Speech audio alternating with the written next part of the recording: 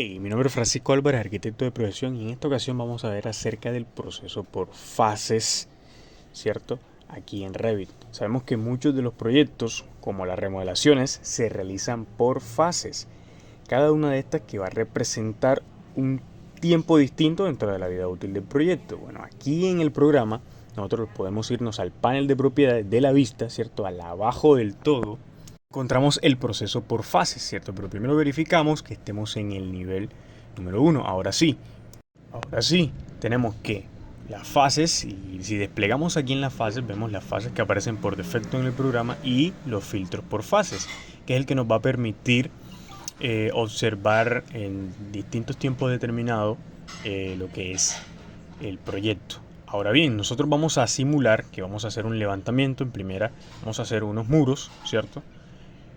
De cerramiento le vamos a añadir lo que es una puerta y unas ventanas sencillas aquí que aparecen por defecto, y esto ya es como el levantamiento, lo que existe en el momento, porque está, si nosotros miramos, está hecho en la fase 1, ¿cierto? Todo está colocado en la fase número 1. Ahora bien, ¿qué vamos a hacer ahora? Vamos a irnos a la fase y clicamos por lo menos la fase 2, porque digamos que vamos a hacer lo que es una ampliación, ¿cierto?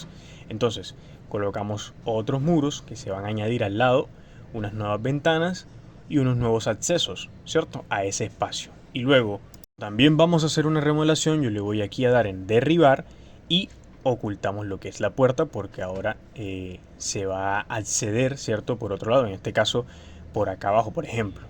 Y listo, ahora sí. ¿Qué tenemos? Ya tenemos una remodelación y una ampliación. Si miramos acá en el panel de propiedades, si nosotros vamos a verificarlo, si nosotros nos vamos por lo menos al número 1 que está diciendo, me va a mostrar solamente lo que existe, ¿cierto?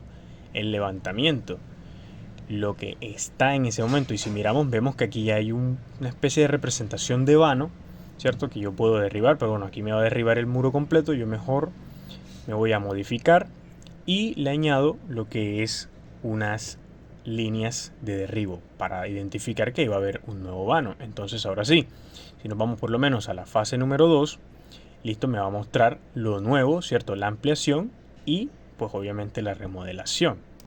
Entonces, seguimos, ¿cierto? Digamos que el señor se le ocurre que va a seguir ampliando. Entonces, para eso, bueno, si nosotros miramos primero los filtros, ¿cierto? Eh, Podemos ver que cuando le damos en derribar solamente me va a mostrar lo que existe, me lo va a mostrar como punteado, ¿cierto? Y así sucesivamente. Todo esto lo podemos configurar, pero en este caso solamente que me muestre todo completo. Entonces vamos a ir a la fase 3 y digamos que él va a seguir ampliando, va a poner un pequeño espacio. Entonces eso es lo que vamos a hacer. Vamos a colocar otro pequeño espacio, ¿cierto? Dentro del mismo proyecto.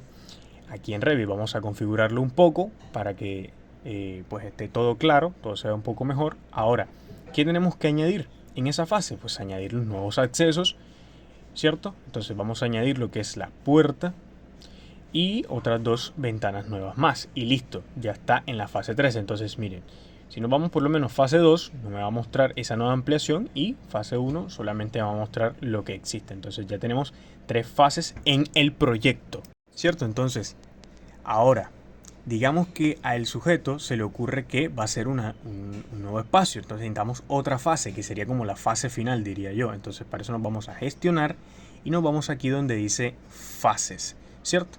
Aquí en este cuadro, ¿qué nos va a mostrar? Va a mostrar lo que es todas las fases que tenemos por defecto en el programa, y lo que es el pasado y lo que es el futuro, ¿cierto? Entonces aquí si insertamos por lo menos antes y después, si yo clico aquí y le doy en por lo menos antes, me va a poner encima lo que es la fase 4, o sea que pasó antes, está en el pasado, ¿cierto?